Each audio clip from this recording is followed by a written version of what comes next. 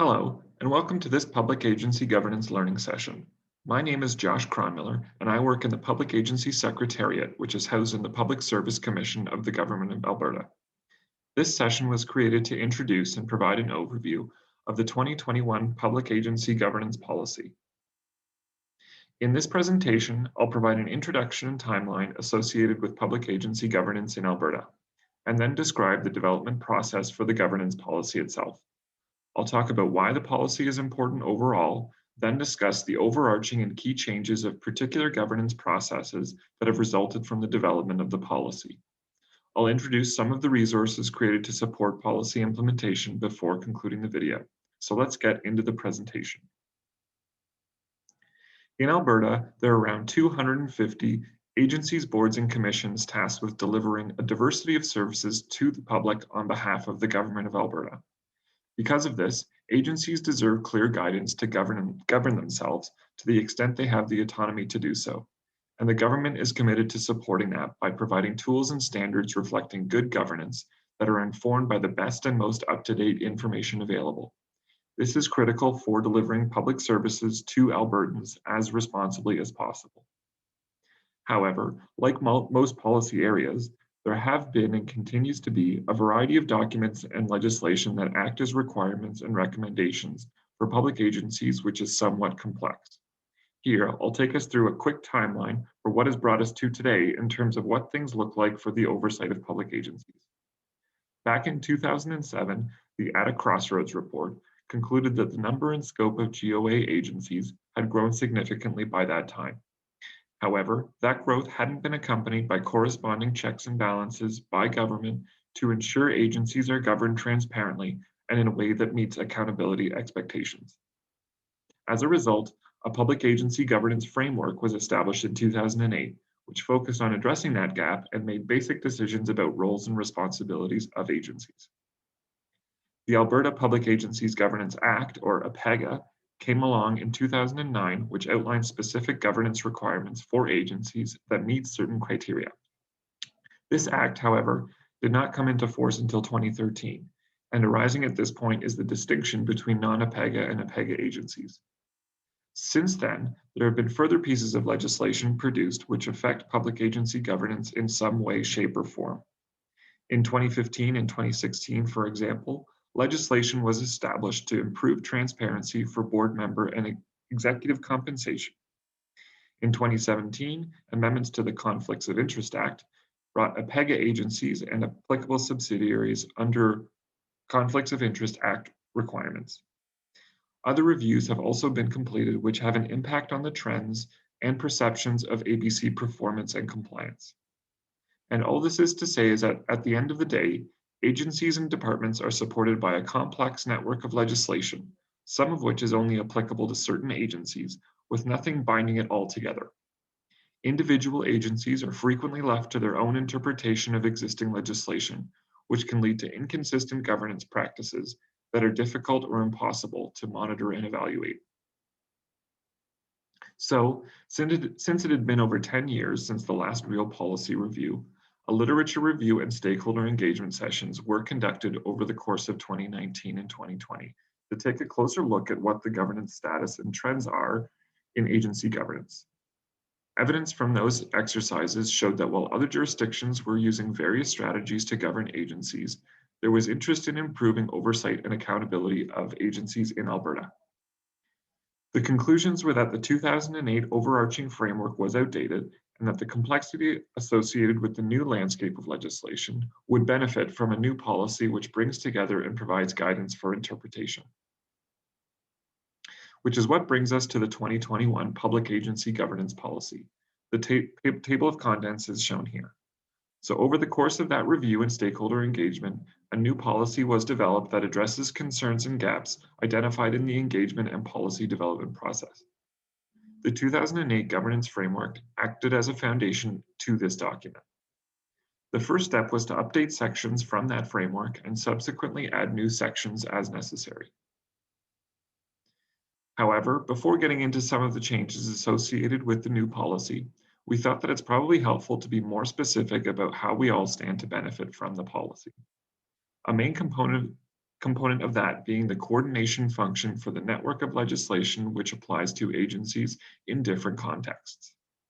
However, the new governance policy goes beyond simply pointing to particular pieces of legislation, and it does this by taking good governance principles such as accountability and transparency and applies them to a variety of governance practices that agencies are responsible for. As a result, the government is now able to better coordinate advice and guidance based on best practices for things like agency creation, developing mandate and roles documents, succession planning, and more. The intent is that agencies are able to shift away from inconsistencies in the interpretation and compliance that is sometimes experienced. The policy is also applicable to the full suite of agencies that the Government of Alberta is responsible for, although only required as per certain pieces of legislation. A really important point is that acts and regulations which have informed the development of this policy actually supersede the policy itself. And what that means is that in a given context or set of circumstances, the paramountcy of legislation applying to those circumstances will dictate a given course of action. So now that we've told you a bit about why the policy is important on a larger scale, we thought it useful to spend a bit of time on some of the key changes associated with certain policy areas, because as I said, the policy moves beyond simply pointing to applicable legislation. So, centralized recruitment for board members was rolled out in 2019 and 2020, which aims to reduce timelines and increase certainty and responsiveness in recruitment processes to ensure the appropriate skills and competencies are represented on boards. Centralizing recruitment is working to streamline approval processes, increase efficiencies in the reappointment process, and realize cost savings in doing so. For autonomy and accountability, it's very important that public agencies understand the extent of their authority and work within its limits.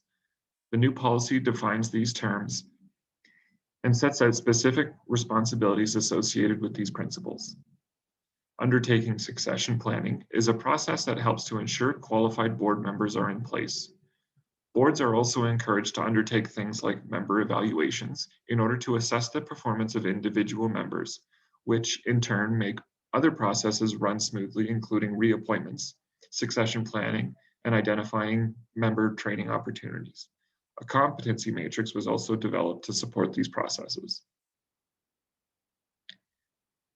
Some more of these key changes include governance and serving in the public interest. Having not been included in the 2008 framework, this section provides clarification that members of boards are to be acting in the best interest of the public and that adhering to good governance principles should guide their activities and decisions when conducting business for the board. For remuneration, there are a few pieces of legislation in play, as I mentioned earlier. This section involves alignment among those documents and providing clarity to what legislation must be followed. Remuneration overall remains optional and not mandatory unless prescribed in enabling legislation for an individual agency, board, or commission. Ethics and conflicts of interest. This section provides current information on the legislative framework and policies for conflicts of interest and provides recommendations for developing and applying codes of conduct for public agencies. So these are just a few of the key changes which we thought were worthwhile mentioning as highlights. Please feel free to reach out to us if you have any questions about specific areas and processes after reviewing the policy and working with it on an ongoing basis. So, to reiterate, the Public Agency Governance Policy provides high-level guidance for agency governance in Alberta. However, if we take a closer look at certain sections, there are still some unanswered questions in terms of the detailed steps required to make sure the advice is being followed. In response, supplemental guidebooks, as listed here, are being made available, which provide more information in detail on how agencies may adhere to legislation and policy. The guidebooks also aim to be communication tools for key policy areas and opportunities to ensure good governance. Other instructional videos, such as this one, will be created to support the guidebooks. So, in conclusion, much has changed governance-wise in recent years. But what remains true is that agencies are accountable to the GOA, and some level of consistency in how agencies are governed is important in order to understand and assess whether they're fulfilling obligations and are compliant with appropriate legislation. The development of the new governance policy, as well as the supporting guidebooks, enhance the ability of government to assure the public that agency governance is held to high standards.